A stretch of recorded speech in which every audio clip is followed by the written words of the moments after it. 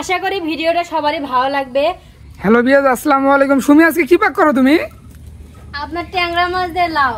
এ বাবা, ট্যাংরা মাছ দিয়ে লাউ? কই গো? এই যে ট্যাংরা মাছ ধুয়ে পরিষ্কার করে নেওয়া হয়েছে, আর এখানে লাউ গুলো কুটে নিয়েছি। ও বাবা গো, লাউয়ের সঙ্গে ট্যাংরা মাছ জমে যাবে আজকে খাবারটা গো। গ্রামের বউদের এটাই একটু সমস্যা, যখন আবহাওয়া খারাপ হয় তখন এরকম চুলায় জাল ধরতে চায় না। কি বলো সুমি? ঠিক তাই। ঠিক তাই।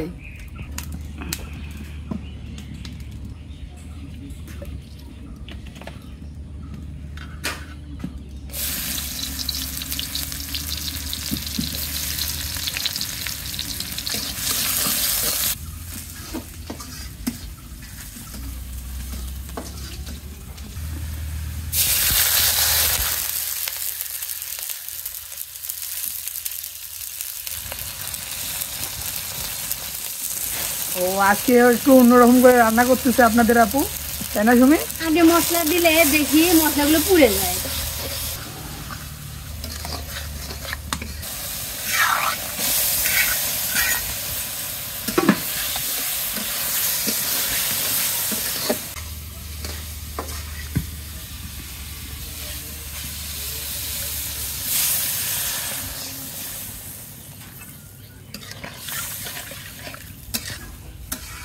ঝোল দেওয়া শেষ, এখন আমি ঢাকনা দিয়ে ঢেকে দেব। লাউগুলো শুধু আমি কুটে নিয়েছিলাম, এখন আমি ধুয়ে নেব।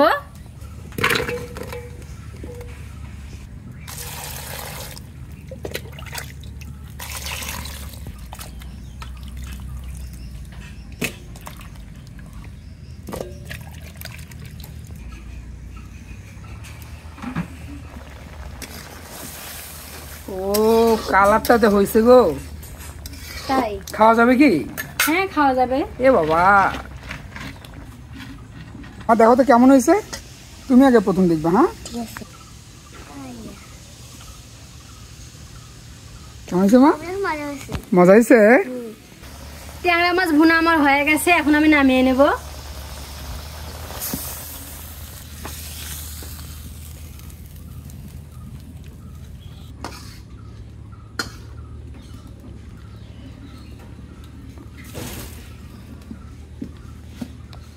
তার পাশাপাশি আমার ময়ূরপঙ্খী মাটা, আমি ওটা কি আঁকাইছো তুমি? আমি এটা হচ্ছে দৃশ্য আঁকাইছি। দৃশ্য?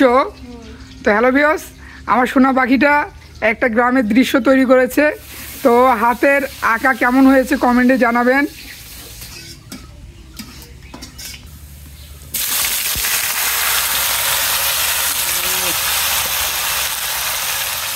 গ্রামের মাটির চুলাতে কে কে রান্নার শব্দ পেয়েছেন কমেন্টে জানাবেন।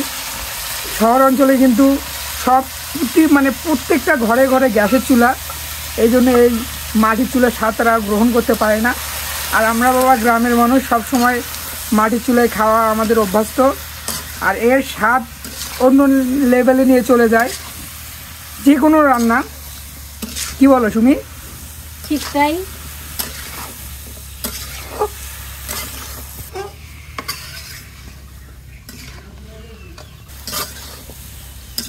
ছোট্ট সংসারে আমাদের আগমন ঘটেছে কাকরুলের। এত বড় একটা বাগানে মাত্র একটাই কাকরুল।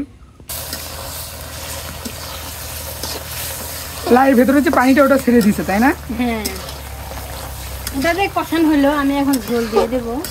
ও আবার বাতি ঝোল দিতে হবে? হ্যাঁ, বাতি লাউ মনে হয় এটা, তাই না? সিদ্ধ হচ্ছে না? পোক্ত হয়ে গেছে। সমস্যা নেই, এই ধরনের লাউ খেতে আবার ভালো লাগে। সবুজই গলে যায়, এমন তো কোনো কথা নেই। এইটুকুতে আমার রান্না হয়ে যাবে। লাউ রান্না আমার শেষ, এখন আমি নামিয়ে নেব।